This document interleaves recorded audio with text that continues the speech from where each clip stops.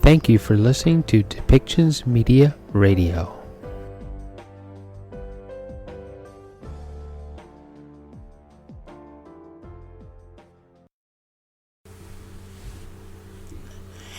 Okay, with vaccination rates rising and cases dropping of COVID-19, economic recovery should be on the rise. We have Rafi Khanna to give a statement about the BC recovery. So let's listen to what he has to say about recovery for jobs and other things and to do with our economy, including vacations and things like that to happen and to help our BC economy recover from the pandemic.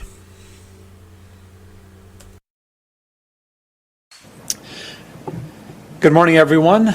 My name is Ravi Khanna, and I'm proud to serve as the Minister for Jobs, Economic Recovery, and Innovation. And I want to acknowledge that I'm on the traditional territory of the Musqueam, Squamish, and Tsleil-Waututh people. And firstly, I'd like to begin by providing an update on the latest labour force statistics for BC that were released this morning by Stats Canada. The labour force survey for May shows BC lost a total of 23,200 part-time jobs while gaining 21,300 jobs, and our unemployment rate remains stable at 7%. These numbers reflect the difficult times we're still in. Just a couple of weeks ago, when the circuit breaker and the travel restrictions were put into effect. Since that, we have launched the BC's Restart Plan, which has led to a lot of hope and optimism across the province. Many BC businesses, including restaurants, pubs, many attractions, are now welcoming people back. While these numbers show that we have a lot of work to do, we are well positioned to have a strong economic recovery. BC continues to lead Canada in having the highest job recovery rate at over 99%. Our solid economic outlook was acknowledged last week by global credit rating agencies Moody's, which affirmed BC's AAA credit rating. BC remains the only province in Canada to receive the top rating by all major international credit rating agencies. Our government has provided more direct supports to people and businesses per capita than any other province in Canada. And we will continue to support businesses and workers to ensure that it can be part of a strong economic recovery. Which leads me to today's announcement. One of the key supports we've been providing businesses is our small and medium-sized business recovery grant program. Since the program launched last September, it has provided direct grants to more than 10,000 businesses.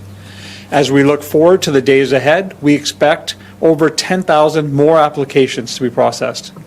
These numbers show that BC businesses are getting the support they need to move beyond this pandemic. I'm pleased that this program has brought relief to so many, and I'm encouraged that so many businesses will have an opportunity to move forward in such a positive way.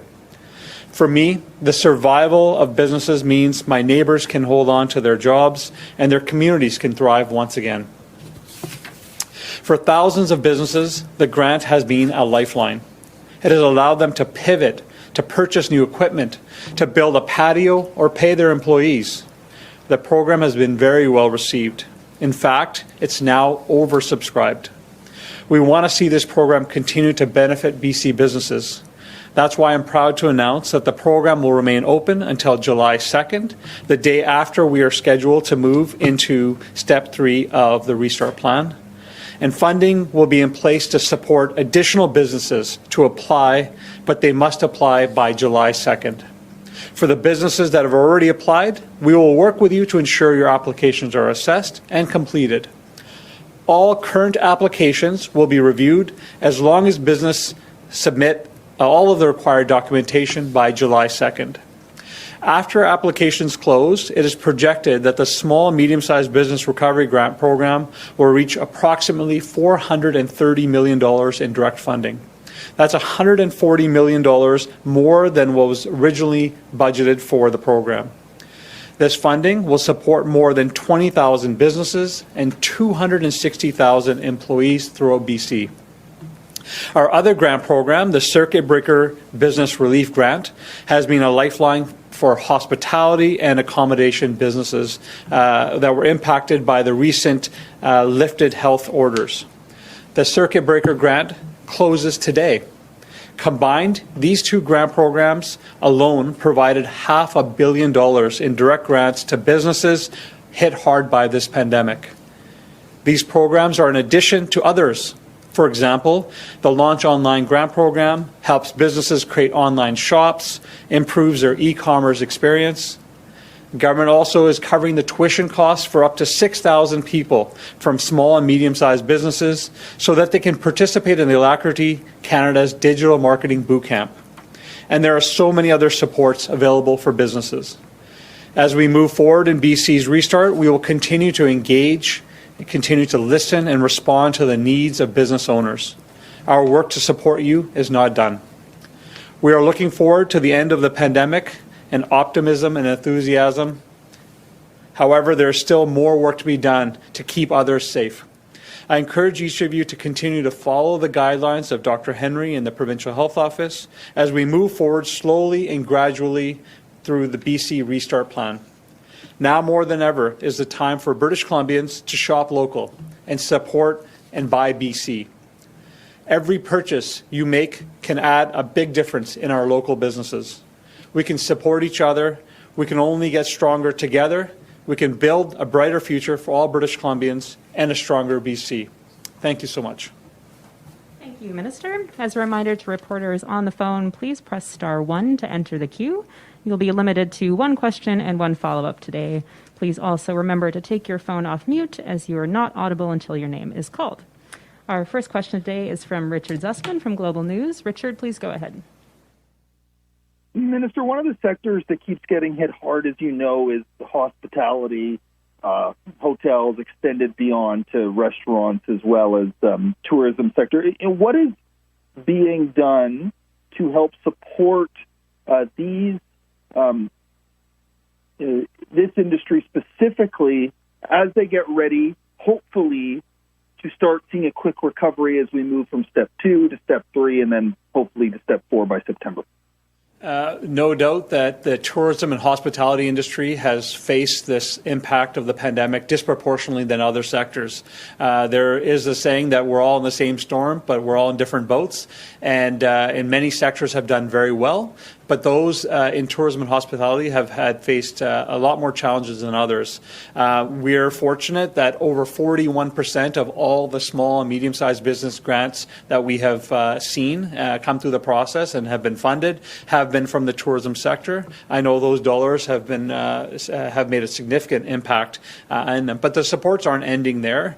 Of course, business can still apply for the small and medium-sized business grant program, but we also have tax credits in place for hiring and rehiring employees. We have a PST rebate for businesses that are buying new equipment as they open up. Of course, the liquor pricing, the 25% discount for liquor pricing for restaurants and pubs and hotels has now been made permanent. It was a measure we brought in during the pandemic. And of course, we got good news from the federal government that the Canada Wage Subsidy Program now is being extended till the end of September, which gives a lot more time for businesses as they recover. But the biggest request from hospitality was having clear metrics and a restart plan. And last week's announcement by the Premier gave lots of comfort and an opportunity for businesses to plan what their recovery can look like going into the summer. Richard, do you have a follow-up? I do. Are you worried about creating winners and losers here as we reopen? You know, the bulk of the population, the province lives in Metro Vancouver. They're going to want to tour other parts of the province. Fewer people may be coming into Metro, which could hurt hotels there. Like, how do you, or some of the bigger, more popular hotels or attractions could receive visitors while the smaller ones could suffer. how do you ensure with the programs that there aren't winners and losers here? And is that something you're worried about? Well, we've had a lot of programs where we've allocated specific dollars or percentages to rural communities because we want to ensure the dollars were distributed through the province in an equitable way. How the tourism patterns will change once we go through the restart plan into different phases is a big unknown, and we're going to continue to monitor that. But what's been clear to me from the conversations I've had with people is people are looking forward to traveling. They cannot wait for the next phase of the restart plan so they can see loved ones that they haven't seen all over the province. So I suspect we will see people traveling to the island, to the interior from Metro Vancouver, but I think we'll see the other way as well. People wanting to come to the city, people wanting to come to downtown to visit the attractions we have. And so it's too early to say what the real impact will be, but our financial support has been distributed throughout the province, and we've put in metrics to ensure they were equitable to everyone that needs them. Our next question is from Binder Sajan, CTV. Binder, please go ahead. Hi, Minister. I know you were talking about tourism there, but can you give us a general sense of sort of what industries have been applying in biggest numbers for both the grants here? Yeah, again, we're pleased to see the program well oversubscribed, and of course the big thank you to our industry partners who have worked with us to adjust the programs, to expand the program so more businesses can apply. Overwhelmingly, the dollars have been being applied by tourism operators. So over 40% have been tourism operators. The next second biggest is the hospitality sector, restaurants and pubs, breweries, and of course there's a mix of everyone else, and we've seen in retail operations, transportation operators as well. So it's been a real mix, but the largest chunk by far has been tourism and hospitality sectors. Binder, do you have a follow-up? I do, and just wanted to ask you in terms of, I know the job numbers show that there's a growth in full-time jobs, and I'm just wondering if you have a sense of how many of the how much of the job growth in full-time jobs is due to, COVID-related programs, whether it's, hiring more contact tracers or retraining people in the hospitality industry to go into care jobs. Well, we have seen an increase in employment for hiring people to support us in this pandemic, and that's a positive thing. There's a good paying jobs for many people throughout the province. It's a little early to say where the impacts will be from the shifts in the labor market. We do know that I believe the average wage for a worker is $2.80 higher than it was pre-pandemic. So that means workers are getting wages that are higher than they were prior to that. And we also are hearing from businesses that as we start hiring more and as the economy starts to open up, that there may be some potential job labor shortages. And so we're continuing to monitor all these things. But right now, we're very fortunate. BC is leading the country. We're at 99% of pre-pandemic employment levels. And that's something I think we can all be proud of. Our next question is from Les Lane, Victoria Times columnist. Les, please go ahead. Oh, thanks. Minister, you said that you're happy it's oversubscribed, but on the specific circuit breaker funding, I think it was $50 million, then $75 million. Is it closing today with a bit left over, or is it exhausted? We've got about $40 million on the circuit breaker program that's already been distributed to, $58 million to businesses already. But what we've seen with that program was it was very streamlined and very easy for businesses to apply. But we had about over 40% of businesses that didn't provide correct banking information. Often we found that businesses were providing personal bank information and applying on their business. And thanks again to the industry partners for working with us, getting the word out to businesses so that we could make sure that that was corrected in the application process. But we have over $100 million of businesses that have applications in the queue, and more than 2/3 of that money has already gone out. Les, do you have a follow-up? This argument, I guess, is just starting about reopening the border, and it looks to me it's going to be a very long, confusing one. Is anyone in the BC government advocating for an open border? The internal travel just kind of churns the same tourism dollar around, but it's the travel from outside that generates new wealth. Is anyone advocating to open the borders and specifically advocate for returning cruise ships, or is it all just pending what the public health officer says? Well, we've been following the science from the beginning, Les, and we're going to continue to follow the science. I think in the next phase, certainly we're going to be encouraging people to discover your backyard.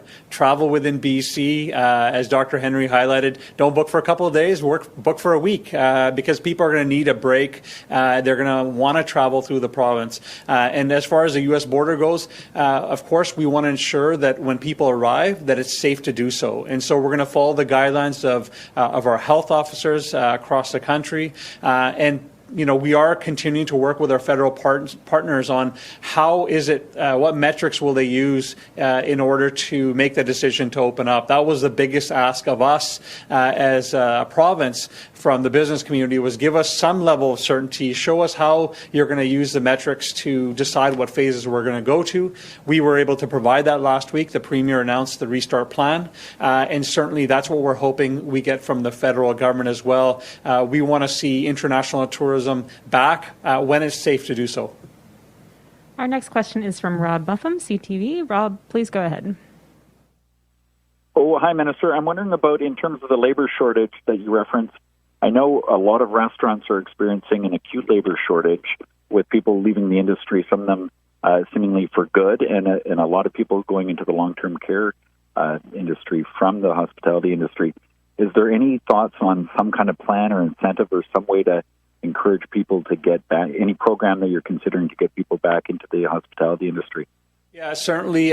Since the restart plan announced last week, we've seen a considerable uptake from hotels and restaurants to try to find workers to prepare for the next phases. We're going to continue to monitor it because we hear mixed things from businesses. Some have told us that they've had no problems bringing back their workers, and some have said that there's some challenges. We're a week in from the restart plan, so we'll continue to monitor that. But I will say that even with the restart plan, I've heard, even in my household, now we can do these things, but are we ready?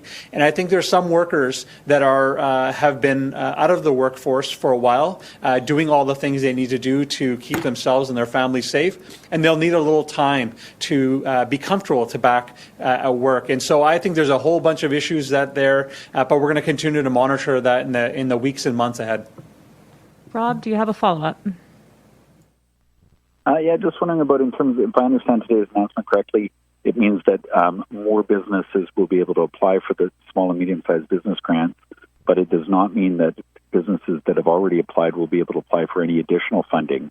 Is there a chance that more funding will be available for those businesses that may be just barely hanging on and have already availed themselves of the grant now? Like, is more money potentially coming? Well, again, $300 million was the original budget for the small and medium-sized business program, and we're now projecting that it'll be about $430 million, so it's oversubscribed. We encourage new businesses to apply. Businesses that have already applied, again, have a whole host of other programs that they can access. I've already highlighted some of them. I'll highlight them again. There's a PST exemption for buying new equipment. There's tax credits for hiring and rehiring employees. The federal government has extended the Canada Wage Subsidy Program till the end of September. And of course, liquor pricing of 25% has now been made permanent as they go forward. So the amount of supports is substantial. And again, we're fortunate in BC that we have the highest in per capita supports for people and businesses across the entire country. And I think that is why we're at 99% of pre-pandemic employment levels. And we're going to continue to work with our private sector partners on what supports may be needed in the future. Our next question comes from Mary Brooks, Island Social Trends. Mary, please go ahead. Hi. Yeah, I'm just wondering when you learned that the BC Recovery Grant was oversubscribed, and then how quickly you were able to add the extra 130 or 140 million to that program. Yeah, over the last few weeks, we continue to see more applications coming in, which is really positive. And the Premier made it clear from the beginning that we're going to continue to support businesses and people throughout this pandemic. And so I'm grateful to the Minister of Finance for the support to ensure that the businesses that need these dollars are going to get access to get them. Mary, do you have a follow-up? Yeah, my follow-up is on the Launch Online program, and that one, as you know, is $7,500, and it needs to be spent on certain services within 12 weeks. And it looks like some of the e-commerce companies that are being approached to do the work under those grants are saying that it's like not enough money, and then they're leaving businesses high and dry to go and find another supplier, and then the 12-week clock is ticking. And it just seems to be there's a bottleneck there. Are you aware of these problems? And will a company be able to get an extension on their 12 weeks if they've got to basically start all over again? Yeah, we've been trying with all our programs to be as flexible as we can. We understand there's a pandemic. Alacrity Canada is administering this program, and I know that they've been trying to be as flexible as possible. There's a whole host of things that small businesses can use those dollars for, everything from e-commerce to advertising to even buying images for their sites. Even businesses that spent dollars pre-pandemic to set up their e-commerce, many have found that they weren't adequate and they can use the dollars for that. So there's always stories here and there of some businesses that are facing the challenges, but we have a list of providers that businesses can go to if they are having challenges, and I certainly encourage them to contact Alacrity Canada to get a list of those businesses or those providers that can help them. This show has been produced by Depictions Media. Please contact us at depictions.media for more information.